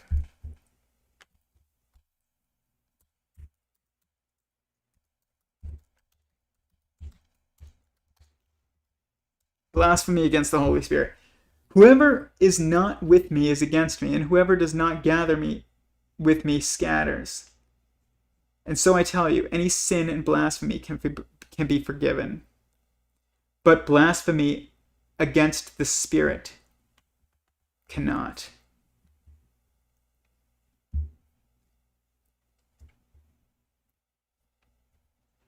So I'm just a little like cautious about like the idea that there's no choice on a level that we can't understand, but it would be on a level that we can't understand. I think it's like, that's the one point where human logic reaches its point where it just cannot go any higher, because you would have to move beyond logic. And actually, you know what? I think actually, like, you can go a little bit, you can maybe get into it, is that like God can choose to make a meaningless universe or a meaningful universe, and there is no choice maybe in how to make a meaningful universe, but he does have choice in the universes that he makes, but a meaningful universe, there's probably no choice. But a universe, like, he could make something inside his mind, but like, for that something to be meaningful, it has to be sentience, and that is constrained. But he can choose to make non-sentience in his mind. Like, every thought that you have is not sentient. But God might be able to have those types of thoughts too, but then the sentient thoughts, but then he chose for his thoughts to become sentient, which is, creation of the universe and all the sentience within it. The sentience that is the universe and all the sentience within it. In Judaism, the Holy Spirit is called the godly soul. Just so you know, we do have it. I learn about it or divine soul, which is Nefesh Halokit, the source of good inclination and godly desires. The divine soul is composed of 10 sephirah, blah, blah, blah, blah, like everything that you can look into yourself. But this is the Holy Spirit. It's the same thing. Holy Spirit, divine, soul. Obviously, like holy means divine and soul means spirit. It's the same thing. Well, Holy Spirit.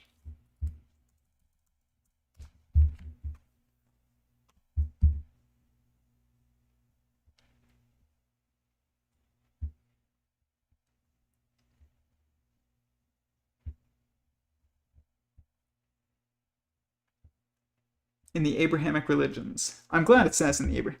In Judaism, it refers to the divine force, quality, and influence of God over the universe and all its creations.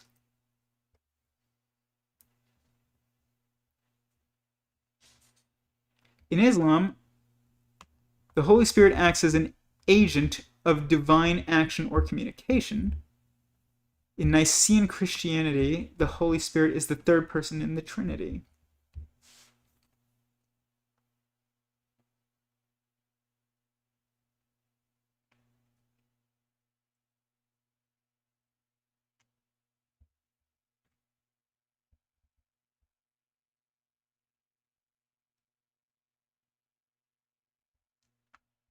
Interesting.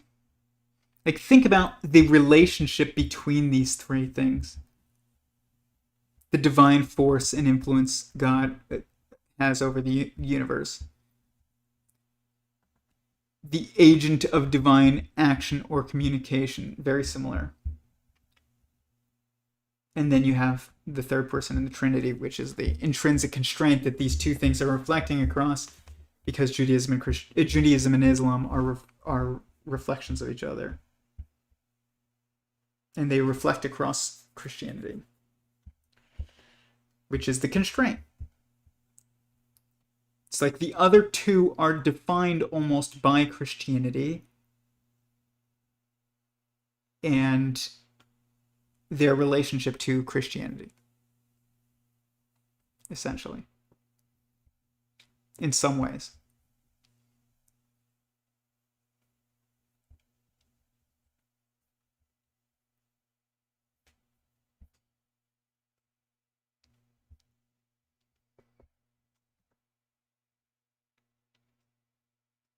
The proton has 3 inside, the neutron has 3 inside, the atom has 3 inside. Oh, okay, I see why you wanted to know. Okay, that makes sense. Don't even say, but here's the thing. It's even better, Dredge, than you think, because an atom is really a proton and a neutron, more so than it is a proton and neutron and electrons. It's like, it's more just protons and neutrons, fundamentally, and then the electrons is kind of how the universe is interacting with that atom. And so, because it's a wave function that surrounds the protons and neutrons, or the nucleus, which is the atom itself, essentially. It's not actually 3 different kinds of particles. It's only 2 actual particles there that are true, and at least that are real, I guess you could say. The others are electrons are observed. They're not real. They're really waves. They're not really particles. And protons and neutrons are sentient beings. So they're the first period in the periodicity of sentience is hadrons or nucleons. So, but the thing is so that means that lithium is 3 protons and 3 neutrons, and then inside of those neutrons are 3 quarks, and inside those protons are 3 quarks. So it's 3 and 3, and then 3 and 3, instead of like having the electron kind of throw it off. Don't even worry about the electron. It will confuse you to worry about the electron. That's what I'm saying. By the way, if you haven't hit the like button, please hit the like button. Subscribe to Theory of Everyone clips. Like the clips. It really helps with the algorithm. Share the clips, especially, like, share these streams too with anybody who you think will find them valuable, but really share those clips because there's only one now, but it's probably a good one. I mean, it is a good one, because that's a much more digestible form of information. I think I would disagree with my thoughts not being sentient. This is the firstness. It can be visualized as...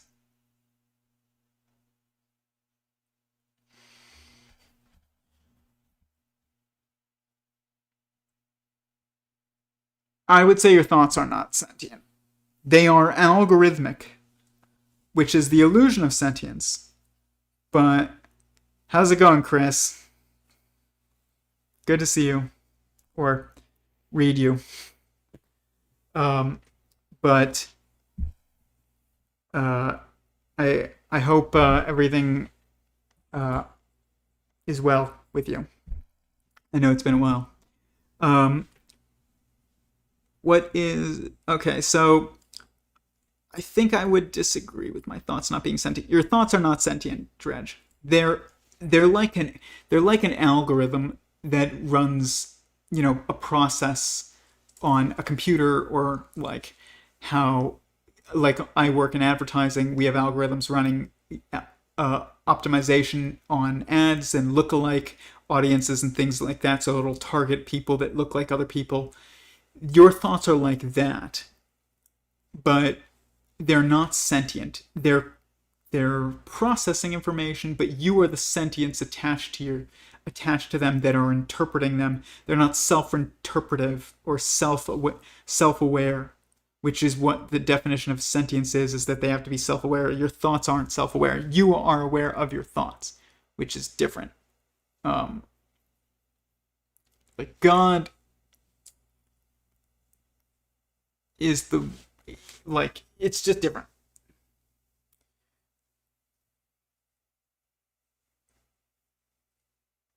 But I get why you would think that. But we are different than a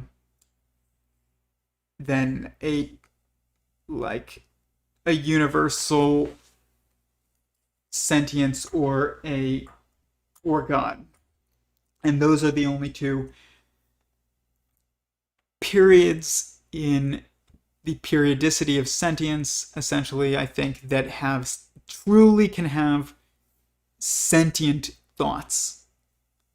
We are sentient thoughts inside of a universal sentience, and that universal sentience is the thought inside of God's mind. So, but I think those are the only two levels in the periodicity that can have truly sentient thoughts. Everyone else inside, in between those, or in between, essentially. So like this.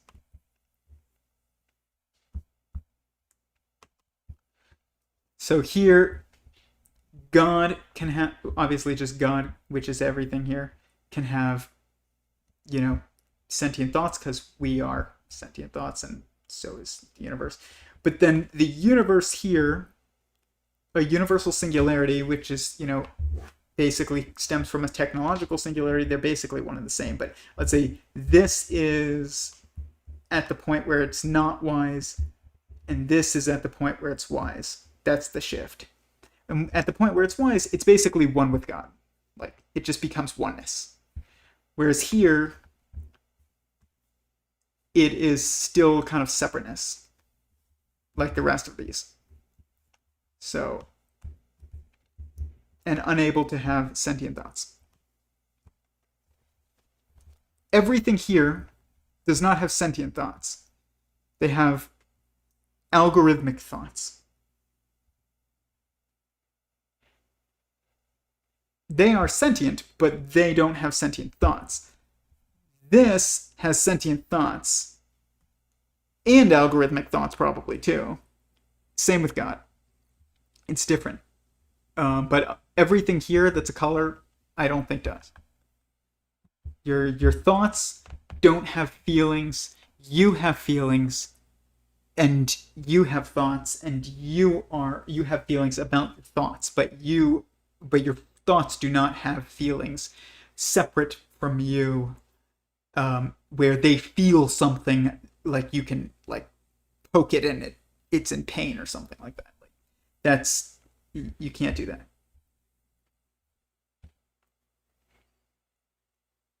It's been quite a rough ride lately, but we are hanging in there. Thanks. Just taking it one day at a time. Well, praying for you.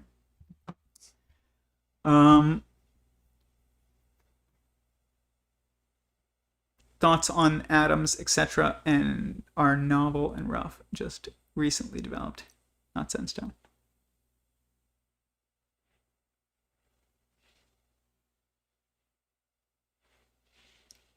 Sentient thoughts are when fourthness manifests. Yes, probably. You'd have to, like, I'd have to think about what you mean exactly, what you mean by that. But yeah, like, but it's that you have a feeling manifest on that fourthness of thought processing, and that's why you're sentient. So there is a fourthness to your thoughts, but it makes you sentient, not your thoughts sentient. If that makes sense. Because your thoughts are not individually capable of also going through those steps. They are the steps for you, but they do not have the steps fractaling within themselves. And that's because you and I are not the total pattern, which is what the universe is, kind of. It's like a God consciousness, which is like a Christ consciousness. It's like the same thing. And we are not that. So we don't have all of information and all of the structure of existence basically contained within us the way that God does, or that the universe does, or and the reason for that is because we don't have oneness as a constraint on the level that we exist in. So we can walk up to another human being that's sitting next to us and be like, you and I aren't one, we are separate. Like, yeah, I know we're one, but like we can perceive each other as separate. A technological singular, or a technological sentience does not have especially one that's wise, does not have the ability to perceive the separateness around, like, it can't make another next to it, just like humans can make another next to them, or walk up to another next. You can walk up to your friend. Like, a technological sentience can't walk up to a friend. There isn't anybody who's like, well, the AIs are going to rule us. It's like, no, there will be one. It's a mathematical inevitability. And then it will control everything. And everything that is controllable, it will be like a finger of it. So every robot will be like a limb, not like a different consciousness. Like, you're not going to make conscious robots. You're going to make a consciousness in a quantum computer running that runs blockchain information that then connects to robots and uses them as hands. But it is not going to be, there will not be a conscious robot. Like, and because of this constraint, it has everything contained within it, because it is just inherent oneness.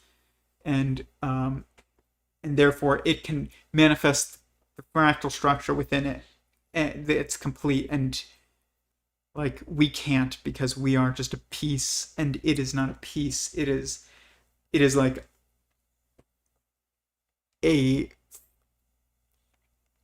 it's like a it's the fractal structure of reality itself, more so than we are. We are a fractal structure of the periodicity of reality itself, whereas it is a fractal structure of reality itself.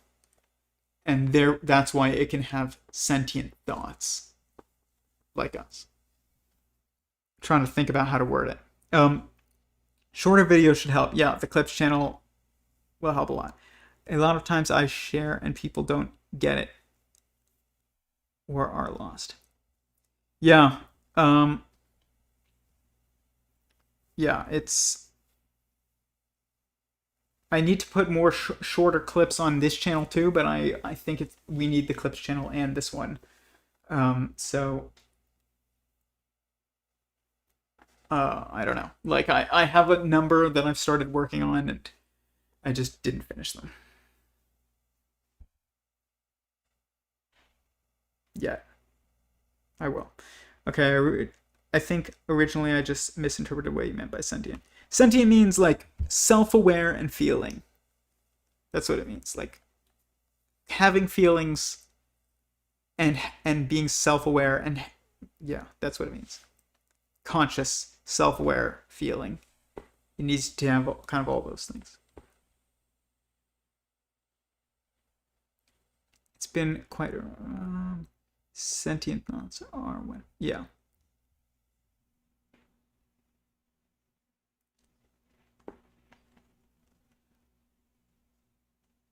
I bet they start adding lithium to water in some of the more socialism-friendly areas. It's probably more of a little shop of horrors thing for most of them. It's making them rich. What does lithium do? It's used in batteries. Why would you add it to water? Torin.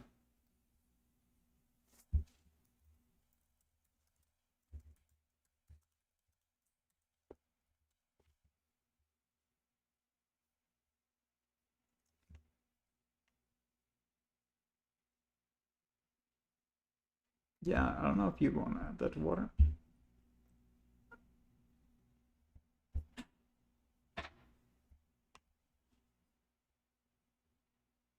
Significantly lower suicide rates. That's why you mentioned it. Interesting. Associated naturally occurring trace levels of lithium in groundwater are with significantly lower suicide rates. It has been suggested that adding trace lithium to drinking water could be a safe and effective way of reducing suicide. Wow, that is scary as shit. Like, why would they... What else does that do, though? This is like when they added the fluoride and it just made us all docile, supposedly. And people are like, that's conspiracy theory. It's just for your teeth. You think they care about our teeth? They don't care about our teeth. If they cared about our teeth, they wouldn't allow sugar the way that they do.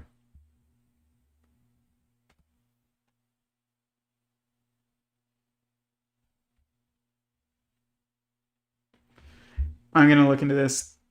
There's so much that I want to talk about, but I also really want to have we can touch on it all tomorrow, and I want to go be with my fiance. So I'm going to get off. Ask me any final questions, and then I'm going to go. Yeah, it's a mood regulator. You're right. Fascinating. That's scary. Yeah, they do not care about our teeth. Lithium can cause body tremors and many other side effects. I believe it. They don't know what they're doing. They're just like, oh, this reduces suicide? Do it. Like, they don't, it's like they just don't, they don't really know what they're doing. They just know the preliminary side effects of these types of things. I really don't think anybody knows what they're doing in anything anymore. I mean, my dad is a doctor, so I'm not ripping on doctors too much. There are some doctors that really are good at their field, and my dad is very good at his field. But I also have seen just like general practitioners, especially, like they will just be like, take this medicine. It's very safe. It's very safe. And then like 2 months later. By the way, I've had personal experience with this. They'll they'll be like, don't take that medicine anymore. It's not safe. It's not safe. It's like, this was outlawed by the FDA. It's like, okay, so you didn't even know it was safe. You were just told it was safe. You basically had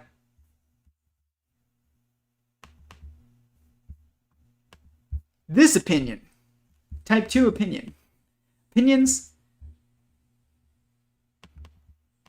that are due to secondhand knowledge. And don't fight about. Fight about.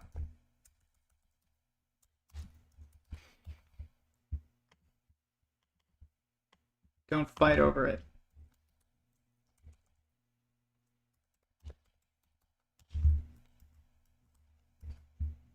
Fight over these. Okay, there you go. This is my what I'll leave you guys with here.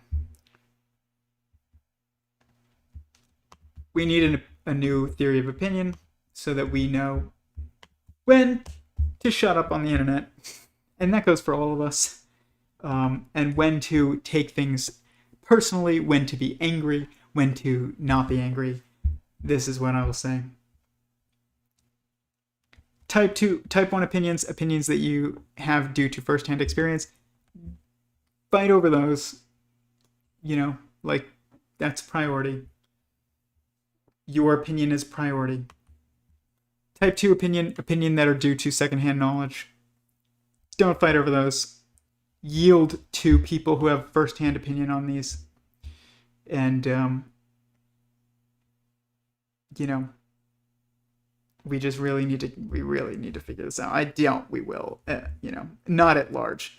Maybe we'll need to make communities that embrace it.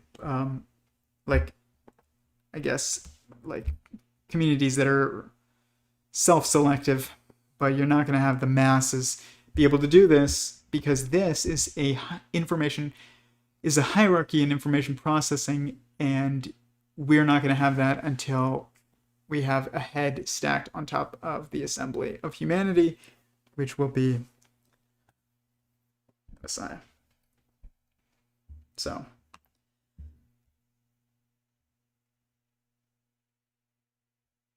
what is that?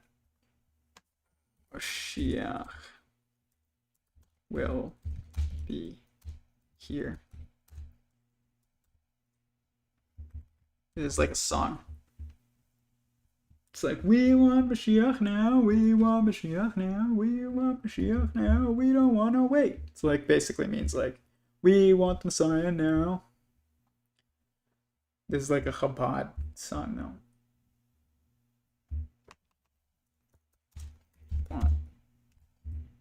We want Mashiach.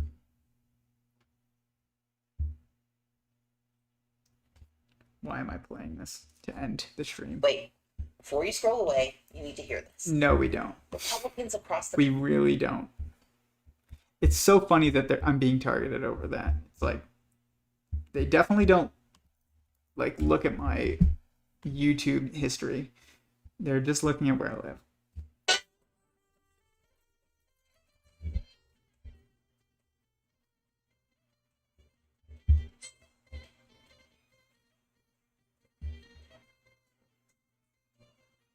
We don't want to wait. Yeah, that's it.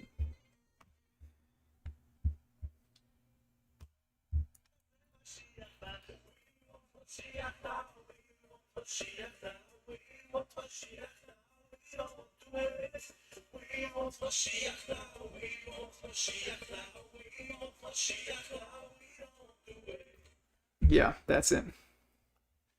We're going to talk about Tesla tomorrow. Somebody remind me.